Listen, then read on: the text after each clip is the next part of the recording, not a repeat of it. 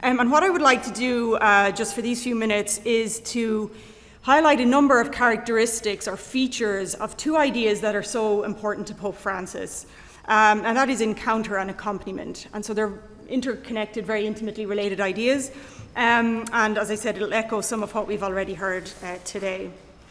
So why are these ideas so important?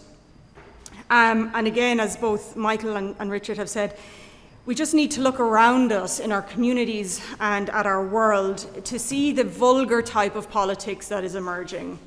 And this is not new, all right? This didn't just start with the election of Donald Trump. This is by no means new, but it is gaining traction and it seems to be gaining force in our world.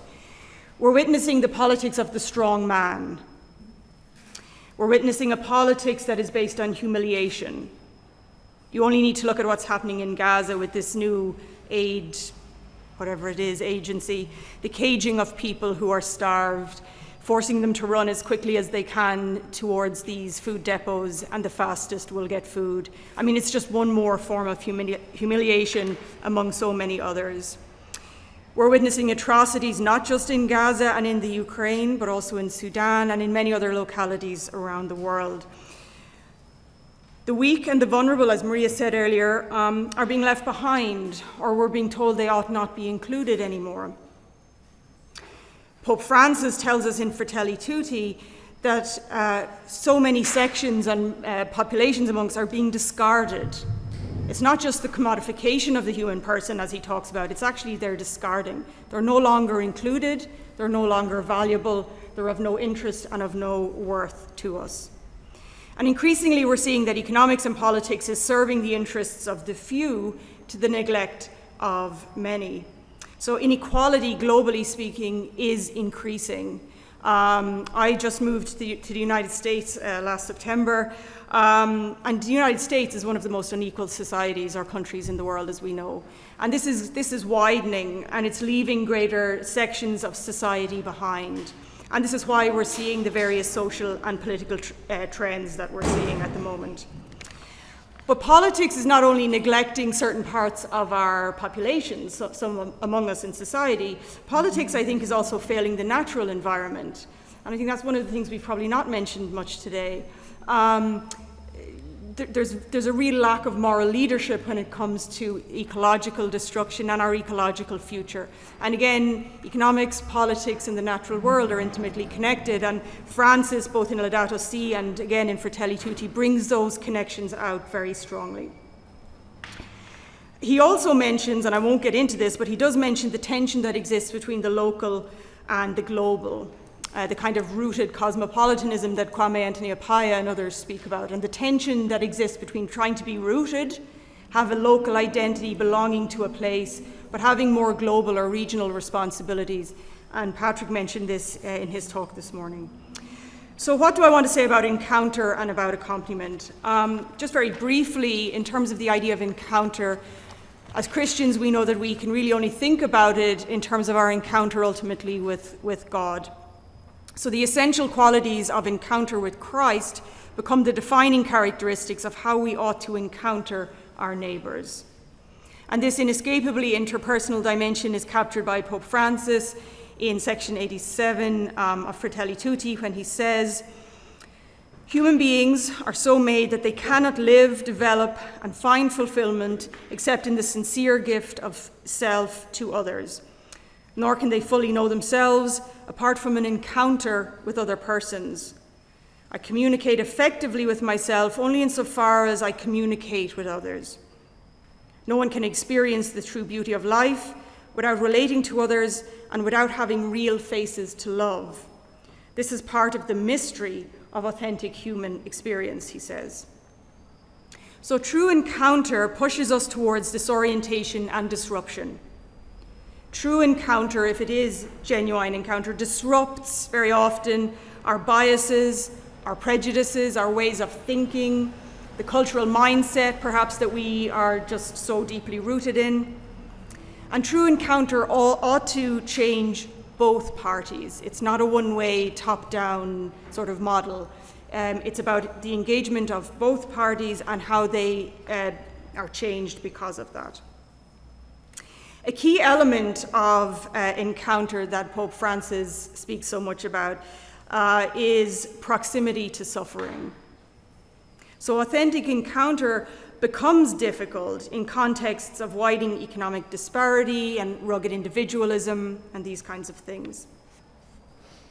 To quote a different document, Pope Francis in Evangelii Gaudium said, or he spoke about the idolatry of money. And this is one of the things that he argued deadens us to the suffering of those around us. Susan Dunlop, who is writing about the context of homelessness and the American context in particular, and how homelessness is very often connected with race. So this is the context out of which she says the following. She says, idolatry requires a degree of self-deception, as well as the refusal to recognize the depth and breadth of the pain of people of color, the refusal to hear their voices, and the refusal of any suggestion of responsibility on our part for a system of white domination. So she identifies white privilege and neoliberalism as two of the leading factors that cause the conditions of extreme poverty in the United States and exacerbate isolation and weaken human connection and a sense of belonging. These idols, neoliberalism, free market capitalism, and so on, she says, offer a false promise of security from the hardships of life. And so we, those of us on the winning side, we support them in the face of criticism and challenge, because we allow ourselves to believe that these idols will shield us from vulnerability, and so we reject any serious scrutiny of these economic and political structures around us. And similarly, Anna Rollins, in her work, speaks of how cultivating any sorts of social and fraternal vision is hindered by a culture of well-being, whereby people try to avoid being made feel uncomfortable or upset by the suffering around them. So proximity involves us breaking away from, it involves breaking the social barriers and dismantling stereotypes that often dehumanize and degrade people. Proximity is a critical element of encounter because it sustains connection, belonging, and relationality. Again, similar to what Patrick mentioned this morning. An accompaniment is part of this process.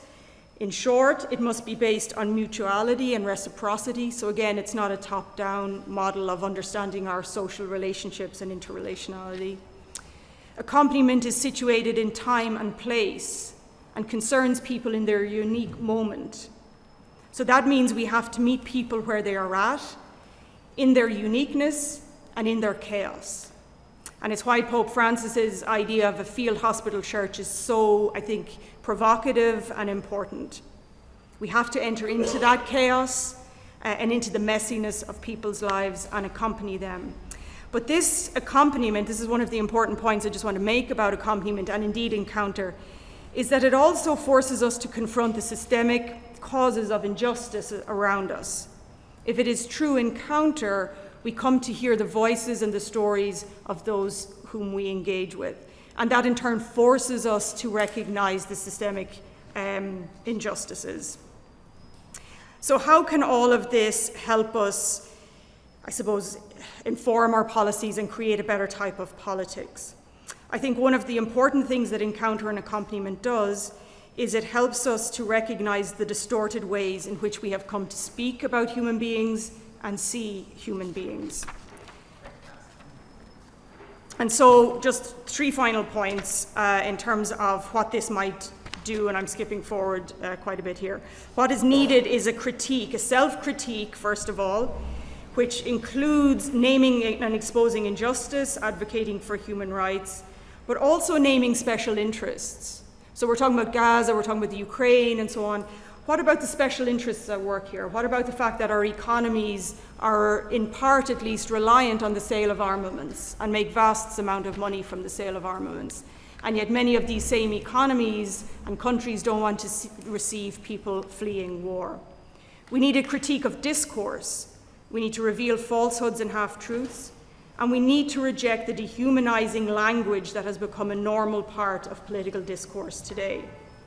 And finally, we need a commitment to a politics of the common good, which we can explore perhaps a bit more in our Q&A, but which, among many other things, will include a commitment on the part of ourselves to two things. One is the risks of solidarity, okay? Because solidarity is a lovely idea, but it has very serious implications for all of us. Maybe it's more taxes, whatever it is. Are we committed to the risks of solidarity? And are we committed to dialogue, conversation, encounter with the people whom we dislike? Because that has to be part of a way forward. Thank you.